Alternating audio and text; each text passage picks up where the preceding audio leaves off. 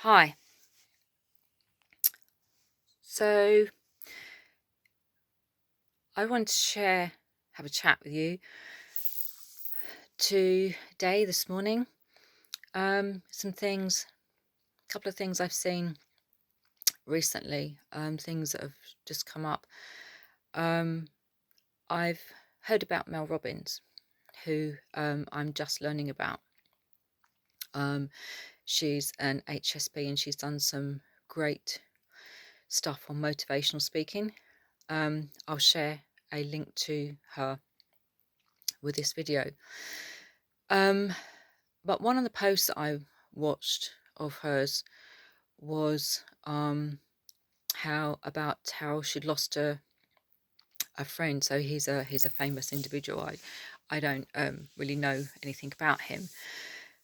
But one of the profound things that she said was she lost a lot of friends to the diseases of hopelessness, and I think depression.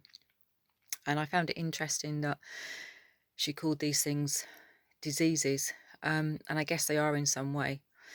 This friend had apparently committed suicide, but I've also seen another post on social media, somebody saying the same thing. So I guess there's a theme coming up this week, which is um,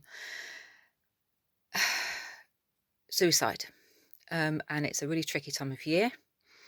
We rely on, well, a lot of people rely on family and friends to support us, come together, share festive celebrations, etc. And for some people, that doesn't happen, and it can make you really feel lonely and isolated. And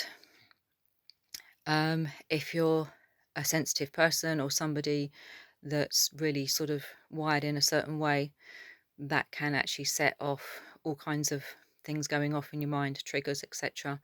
Loneliness, despair, hopelessness. And it can take you down that really dark path of wanting to end your life, commit suicide. Being somebody that has attempted to take my life on a few occasions, I know what it's like to be on a side where you feel that despair and you could really do with someone to talk to, but it's not that easy to just feel you can go up to somebody and say, hey, I need to talk. It takes a lot of courage, a lot of strength, and I can understand. I'm not saying it's right, it's their own personal choice, but I can understand why people take their lives. It's really painful. It's a painful place to be in. It hurts. It is emotional pain. We talk about physical pain, but we can't see the emotional stuff. Um, but I just wanted to share something with you that when I'm feeling in those deep, dark places, which I have had a bit of a tricky one the last sort of couple of weeks, I suppose, leading up to the whole festive season, and who's doing what, where we're going, whatever. So you probably know by now that permaculture really helps me and supports me and helps me get through. And one of the tools I use, I'm just going to share this handout with you that I use. It's this storyboarding sheet, and it's from Chris Johnson who's from the College of Being. Again, I'll share these links with you. It's a strategy to use to help break things down.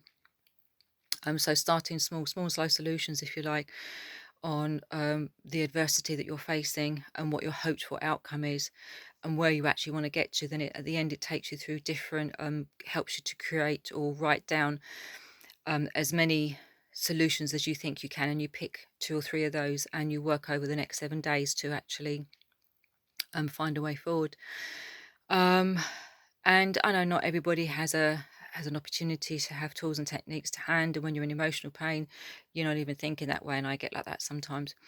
But as I say, I just wanted to share this with you, and that please remember to be aware of people around you who may be struggling right now. And even if you don't know and you're not sure how to actually approach them, just ask somebody close to you if they're okay. Just let them know that you are there to talk to. Just say, it's okay, you can rely on me. I won't judge you, I'll listen to you, whatever it is you want to say. Make them feel safe, make them feel secure, let them know you love them, and I wish you a happy Christmas. Take care, guys.